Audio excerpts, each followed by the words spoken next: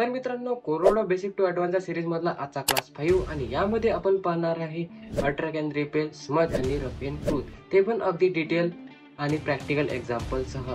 त्या अगोदर मी प्रथमेश सावडी आणि स्वागत आहे तुमचं सावडी क्रिएटिव्ह लॅब माझ्या यूट्यूब चॅनलवर. येथे मी तुम्हाला ग्राफिक डिझाईन रिलेटेड नवीन कन्सेप्ट, टूल्स आणि प्रोफेशनल टिप्स रेग्युलर शेअर करत असतो. जर तुम्हाला खरंच कोरोना परफेक्ट शिकायचं असेल तर या व्हिडिओला लाईक, शेअर आणि चॅनलला सबस्क्राईब करायला विसरू नका. तर चला मग वेळ न वाया घालवता आजच्या टूल्सला सुरुवात करूया. तर मित्रांनो, कोरोडा ओपन केल्यानंतर तुम्हाला लेफ्ट साईडला आपला टूल बार दिसते. त्यामध्ये जे सेकंड ऑप्शन आहे त्या तो फ्लाईट ओपन करायचा आणि त्यामध्ये तुम्हाला दिसेल अट्रॅक्ट, रिपेल, स्मच आणि रफ एंड टूल. जे स्मूथ स्मिअर टूल जे टूल आहे ते आपण मागच्या लेक्चरमध्ये पाहिला आहे. जर तुम्ही तो व्हिडिओ पाहिला नसेल तर आय बटनवरती क्लिक करून पाहू शकता किंवा डिस्क्रिप्शनमध्ये लिंक दिली आहे. तर आता पाहूया आपण अट्रॅक्ट, स्मज आणि रफ एंड टूल. अगोदर पाहू अट्रॅक्ट टूल. अट्रॅक्ट टूलचा वापर हा जे ऑब्जेक्ट आहे त्याला रिशेप करण्यासाठी होतो आणि याचा वापर आपल्याला नोट्सवरती करायचा आहे. म्हणजेच ते नोट्स अट्रॅक्ट टूलचा यूज करून ते अट्रॅक्ट होतील आणि रिपेल टूलचा यूज करून ते रिपेल होतील. ते कशा प्रकारे होतील ते आता पाहू. अगोदर आपण एक कंट्रोल प्रेस करून एक शेप ड्रॉ करू आणि इथे त्याला रेड कलर देऊ. त्यानंतर नोटवरती काम होतो. आता नोटवरती काम होतं तर नोट कसे असतात तर हे मागच्या व्हिडिओमध्ये सांगितलं आहे. तर आपण F10 प्रेस करून शेप टूल घेऊ आणि एक तुम्हाला ब्लॅक पण दिसत असेल ते आहेत नोट आणि यावरतीच आपल्याला अट्रॅक्ट आणि रिपेल टूलचा यूज करायचा आहे. तर त्यानंतर आता इथे तुम्हाला 1, 2 आणि 4च नोट दिसत आहे. यामध्ये तुम्हाला जर आणखी नोट ॲड करायचे असतील तर तुम्हाला अगोदर इथून शेप टूल घ्यावा लागेल किंवा F10 प्रेस करून तुम्ही डायरेक्ट शेप टूल यूज करू शकता आणि त्यानंतर याला तुम्हाला जे ऑप्शन दिसत आहे इथे प्रॉपर्टी टूलमध्ये यावरती क्लिक करायचं आहे आणि याला कन्वर्ट टू कर्व करायचं आहे. याची शॉर्टकट की आहे कंट्रोल क्यू किंवा तुम्ही याला ऑब्जेक्टवरती क्लिक करायचं आहे आणि इथे कन्वर्ट टू कर्व करायचं आहे. त्यानंतर तुम्हाला अशा प्रकारचा पॉईंट दिसतील. त्यानंतर इथे अशा प्रकारे ड्रॅग करायचं आहे आणि त्यानंतर तुम्ही याला इथे आउटलाईनवरती डबल टॅप करून पॉईंट ॲड करू शकता किंवा किंवा परत याला आपण अशा प्रकारे ड्रॅग करून इथे इथे ॲड नोट्स करू शकता. हे आणखी एक 4 तुम्हाला नोट्स ॲड होतील आणि त्यानंतर आपण याच्यावरती पाहू की अट्रॅक्ट टूल कसा वापरतो. त्याकरिता आपल्याला इथे निप साईज आहे ती द्यावी लागेल. आपण प्रॉपर्टी टूलमध्ये सर्वात पहिला ऑप्शन जे आहे अट्रॅक्ट टूल इथे सिलेक्ट केला आहे आणि हे आहे रिपेल टूल. तर अगोदर पण आपण अट्रॅक्ट टूल. तर मी अट्रॅक्ट टूल सिलेक्ट केला आहे आणि त्यानंतर आपण जी याची साईज आहे ती सर्वात अगोदर 1.0 देऊ आणि जी रेट आहे ती आपल्याला सध्याची 11 द्यायची आहे. आता रेटचा वापर आपण याची स्पीड वाढवायची आहे. म्हणजे आता 11 ठेवली त्यानंतर आपण याची जर 50 ठेवली तर याची स्पीड वाढेल आणि यावरती एक इफेक्ट अप्लाय होईल. त्यानंतर आपण आता इथे 1 ठेवली आणि याला अशा प्रकारे सेंटरमधून क्लिक करून होल्ड करून पाहिला तर यावरती कोणत्याच प्रकारचा इफेक्ट पडला नाही. त्याकरिता आपल्याला याची व्हॅल्यू जी आहे निप साईज ती वाढवावी लागेल. मी इथे 4.0 ठेवतो. 4 ठेवतो आणि त्यानंतर जी आहे ही आपल्याला दिसते की जी पॉइंटरची व्हॅल्यू आहे ती वाढलेली आहे, साईज वाढलेली आहे आणि त्यानंतर अशा प्रकारे त्यावरती इफेक्ट आलेला आहे. आणि त्याच नंतर जर आपण याची जर जे रेट आहे तो आपण इथे वाढवला 41 ठेवला आणि मी कंट्रोल झेड करून याला परत साईजमध्ये आणतो आणि आपण परत सेंटरमधून याला अशा प्रकारे केलं तर याची स्पीडमध्ये काम करेल.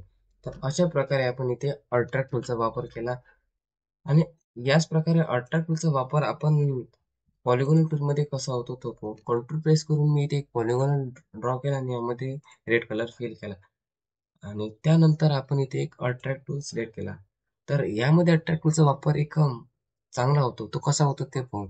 त्याकरिता आपण इथे अट्रॅक्ट टूल सिलेक्ट केला आणि ते सेंटरमध्ये अशा प्रकारे तर स्पीड याची मी जास्त दिली म्हणून हे फास्ट होते. त्याकरिता आपण त्याचा रेट आहे तो आपण अशा रेट कमी करू आणि याला अशा प्रकारे हे करू. तर तुम्हाला दिसतील जी याची आउटलाईन आहे ती थोडी इथून अशी कर्व झालेली दिसते. तुम्ही खूप डिझाईनमध्ये पाहता की अशी आउटलाईन जी आहे अशा प्रकारचा पॉलिगॉन वापरतात आणि आपण काय करतो कोरोडामध्ये पॉलिगॉन टूल अशा प्रकारे ड्रॉ करतो आणि त्याला शेप टूलचा यूज करून त्याचे कॉर्नर जे आहेत अशा प्रकारे राऊंड करतो. तर अशा प्रकारे जे राऊंड आहेत ते कॉर्नर बरोबर राऊंडेड होणार नाही. त्याकरिता तुम्हाला यावरती अट्रॅक्ट टूलच वापर करावा लागेल. त्यानंतर परत आपण कंट्रोल क्लिक प्रेस करून अशा प्रकारे करेक्ट पॉलिगॉनल टूल ड्रॉ करू आणि त्यानंतर इथे फ्लायआउट ओपन करून आपण अट्रॅक्ट टूल सिलेक्ट करू आणि त्या पण जी निप साईज आहे ते 4 पॉईंट दिली आहे, तुम्ही कितीही देऊ शकता.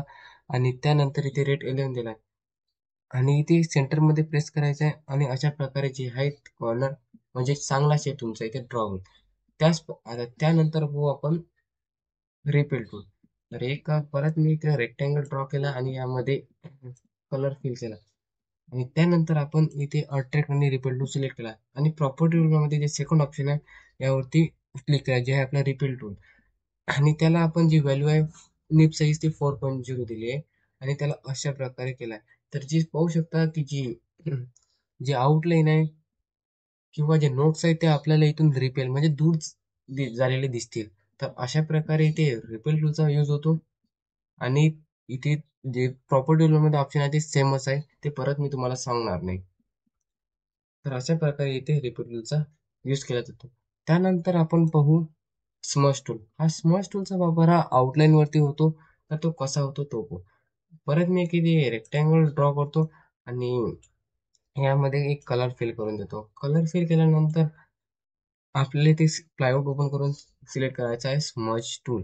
स्मच टूल सिलेक्ट केल्यानंतर याचा वापर आणि जी निप साईज आहे इथे 2.0 दिली आहे, तर आपण अगोदर याला 1 पॉईंट देऊ आणि अशा प्रकारे याचा यूज केला जातो. अशा प्रकारे आपण आतमध्ये करू शकतो किंवा अशा बाहेर करू शकतो. आता इथे दिला ड्राईव्ह. आता या ड्राईव्हची व्हॅल्यू 0 दिली आहे म्हणून हा असा झालाय. त्यानंतर आपण जर याची ड्राईव्हची व्हॅल्यू 1, 2, 3, 4 अशी दिली आणि फक्त ही नेटची साईज मी थोडी कमी करतो आणि तुम्ही याला अशा प्रकारे इथे ड्रॅग करून पाहिला तुम्ही पाहू शकता की जी साईज आहे ती आपली इथे कमी कमी होत जात आहे आणि हेच जर आपण इथे 0 ठेवली तर हे कॉन्स्टंट साईज मेंटेन करणार.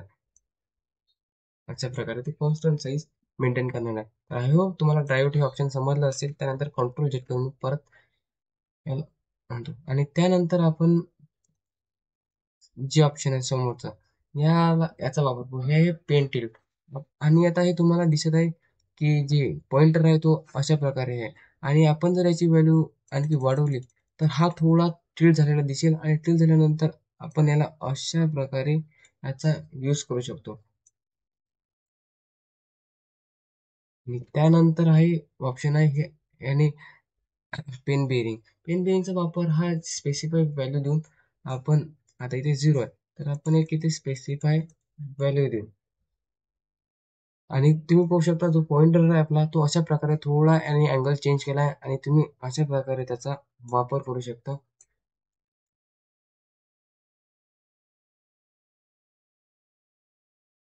असा वापर होतो आपला स्मच टूलचा. आणि त्यानंतर जो आहे तो आहे rough end tool. Rough end टूलचा सर्वात जास्त यूज होतो. तुम्हाला आता कळेलच की याचा वापर कुठे होतो. तर आपण इथे एक इलिप्स ड्रॉ करू आणि कंट्रोल प्लेस करून करू. त्यानंतर यामध्ये एक मी रेड कलर फिल केला आणि त्यानंतर फ्लायआउट ओपन केल्यानंतर आपण यात रफ एंड टूल सिलेक्ट करू आणि यामध्ये जी व्हॅल्यू आहे ती सध्या आपण काही स्पेसिफाय करू नये, जी आहे तीच ठेवू आणि त्यानंतर तुम्ही पाहू शकता मी अशी ड्रॅग करतो तर तुम्हाला एक अशा प्रकारचा जो ऑब्जेक्ट आहे तो डिस्टॉर्ट झालेला दिसतो आणि तुम्हाला इथे कमी दिसतो डिस्टॉर्ट झालेला, कारण आपण जी याची नेप साईज आहे ती कमी ठेवलेली आहे, जी प्रेझेंट आहे तीच ठेवली आहे. आता आपण याची कंट्रोल झेड करून अंडो करू आणि त्यानंतर जी नेप साईज आहे ती आपण याची व्हॅल्यू 1.3 देऊ आणि याचा वापर परत करू.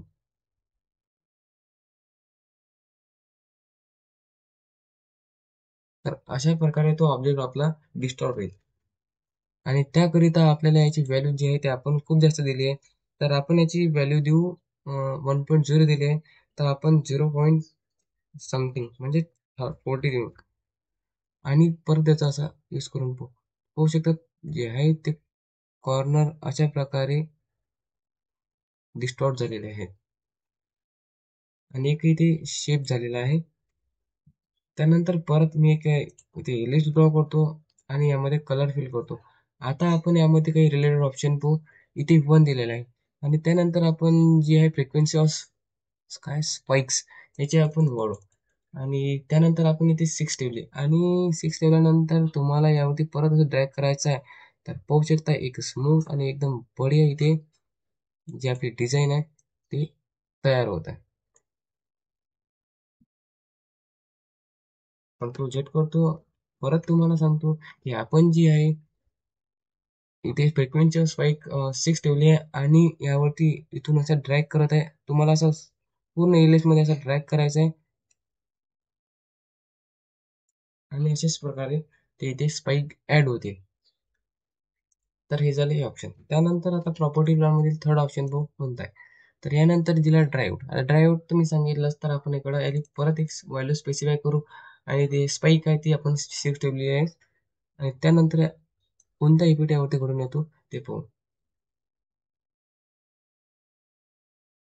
तर पाहू शकता ड्राईव्ह ऑप्शन केल्यानंतर जी आहे तुम्हाला अशा प्रकारचं त्यावरती इफेक्ट दिसतो आणि त्यानंतर हे आहे अँगल आणि यावरती आपण पेन टिल्ट याचा वापर करून आपण याला टिल्ट करू शकतो. मी कंट्रोल Z करून अनटो करतो आणि जी याची व्हॅल्यू आहे अँगल आहे ती वाढवतो आणि अशा प्रकारे जे ते थोडंसं तुम्हाला टिल्ट झालेलं दिसते.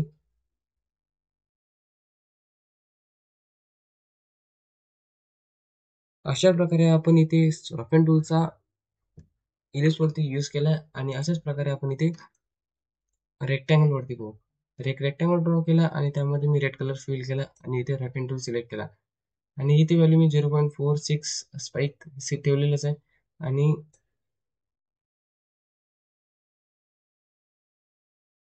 अशा प्रकारे आपण त्याला डिस्टॉर्ट करू शकतो. तर आय होप तुम्हाला तिन्ही टूल्स समजले असतील आणि तुम्हाला जर कोरोना बेसिक पासून ऍडव्हान्स पर्यंत शिकायचं असेल तर तुम्हाला मी जे डेली एक एक व्हिडिओ अपलोड करतो तो डेली पाहायचा आणि त्यावरती भरपूर प्रॅक्टिस करायची म्हणजेच तुमचा ह्या एक टूल्स मध्ये चांगला हँड बसेल आणि तुम्ही एक चांगले डिझायनर बनाल. तर चला भेटूया मग आपण पुढच्या क्लासमध्ये.